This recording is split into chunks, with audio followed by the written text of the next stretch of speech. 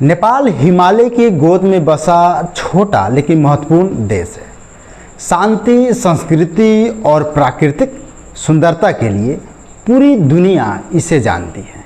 लेकिन कुछ दिन पहले नेपाल अचानक दुनिया की सुर्खियों में आ गया।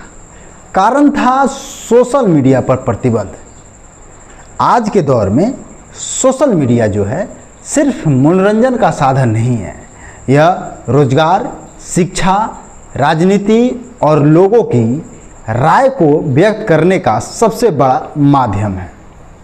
इसलिए जब नेपाल सरकार ने एक झटके में 26 प्लेटफॉर्म पर बैन लगाया तो यह फैसला करोड़ों लोगों को प्रभावित करने वाला बन गया। नेपाल में इंटरनेट यूजर्स की संख्या जो है लगभग 3 करोड़ है। इनमें से 70% लोग, लगभग 70% लोग सोशल मीडिया पर सक्रिय हैं। यूट्यूब, टिकटॉक, फेसबुक और इंस्टाग्राम सबसे लोकप्रिय है नेपाल में। हजारों कंटेंट क्रिएटर जो हैं छोटे व्यापारी और इनमें अपनी रोजी रोटी कमा रहे हैं। बात है 4 सितंबर की 2025। सरकार ने आदेश जारी किया। इसमें कहा गया कि 26 बड़े सोशल मीडिया प्लेटफॉर्म जो है तुरंत बंद किए जाते। कारण बताया गया कि कंपनियां जो है नेपाल में पंजीकरण नहीं कर रही है, स्थानीय जो दफ्तर नहीं खोल रही है, शिकायत निवारण व्यवस्था नहीं है उसके पास, जिसके कारण फेक न्यूज और हेट स्पीच पर नियंत्रण जरूरी था। बैन की लिस्ट में शामिल थे फेसबुक, इंस्टाग्राम, व्हाट्सएप, यूट्यूब और ट्विटर जिसको एक्स भी कहा जाता है, टिकटॉक और स्नैपचैट और टेलीग्राम और बहुत सारे ऐप्स थे। यानी लगभग वे सभी प्लेटफॉर्म जिनका इस्तेमाल रोजाना लोग करते हैं। सरकारी तर्क सही है या गलत, इस बात पर अलग से चर्चा करेंगे हम लोग। लेकिन आम जनता को यह बैन अपनी आवाज़ पर रोक जैसा लगा। लोगों ने कहा, अब हम कैसे पढ़ाई करेंगे, व्यापार करेंगे कैसे और दुनिया से जुड़ेंगे कैसे। सोशल मीडिया पर कुछ ही दिन पहले एक ट्रेंड छाया हुआ था नेपो किड्स का। युवा नेताओं और मंत्रियों के बच्चों को ऐसे आराम भरी जिंदगी से तुलना कर रहे थे जैसे इस ट्रेंड ने युवाओं में गहरी नाराजगी पैदा की। ऐसे में अचानक बैन ने स्थिति और बिगाड़ दी। बात 7 सितंबर की है।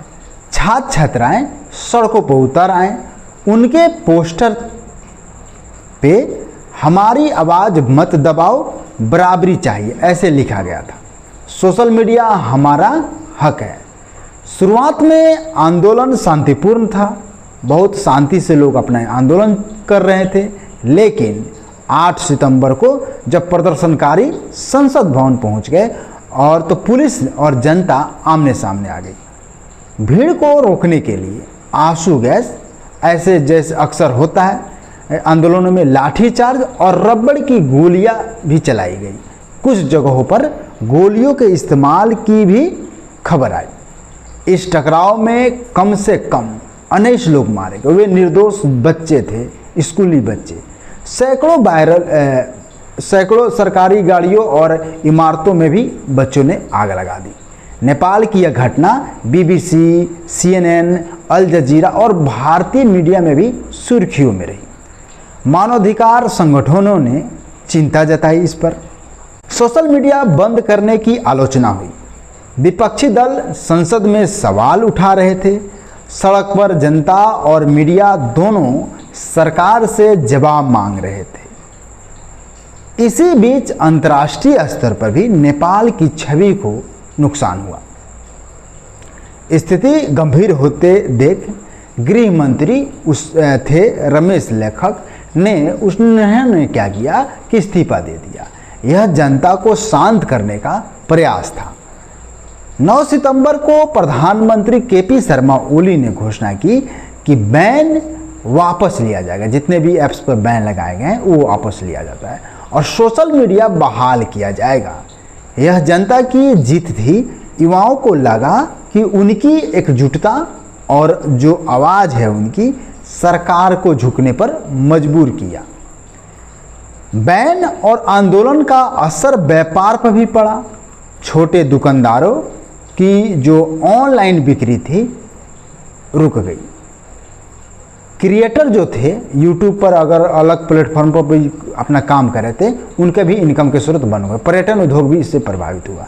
नेपाल में ऑनलाइन क्लास और पढ़ाई का बड़ा हिस्सा यूट्यूब और व्हाट्सएप ग्रुप पर चलता है। ये भारत में भी है। बैन ने हजारों छात्रों को पढ़ाई को रोक दिया। इसका असर रोजगार पर भी पड़ा। बैन ने उन लोगों की सारी लोगों के जो प्लेटफॉर्म पर निर्भर थे रोजी रोटी पर संकट डाल दिया। सोशल मीडिया लोकतंत्र की आत्मा माना जाता है। वहीं से जनता अपनी राय देती है।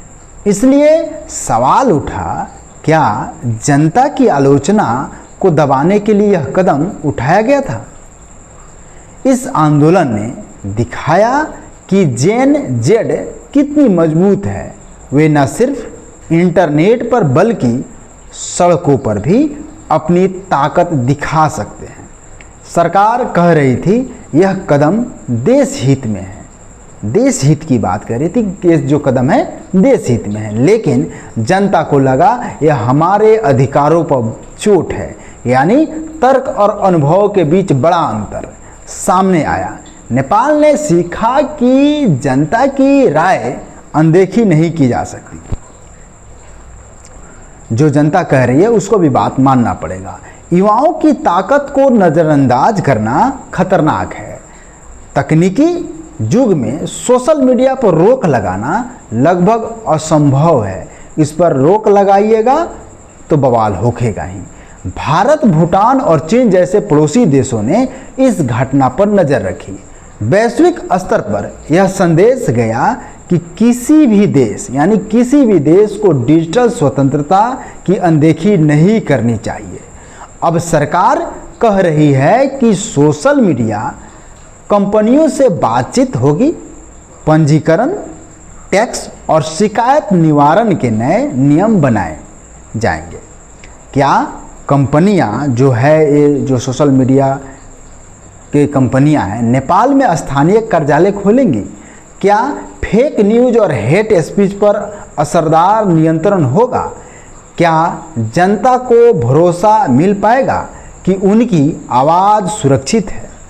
सोशल मीडिया सिर्फ एक ऐप नहीं है, यह समाज को जोड़ने वाला पुल है।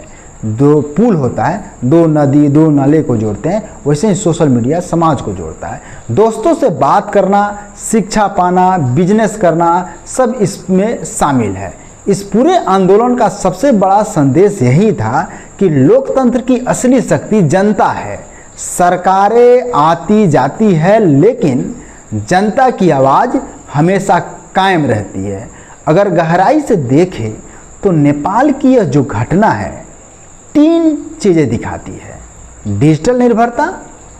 अब कोई भी देश मीडिया के बिना काम नहीं चला सकता। सोशल मीडिया के बिना।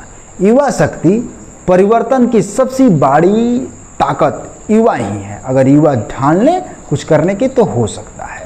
संतुलन की जरूरत, सरकार और जनता के बीच संतुलन बनाना है, न कि जो सरकारें बैठी अपनी मनमानी करे। संतुलन से ही काम चलेगा।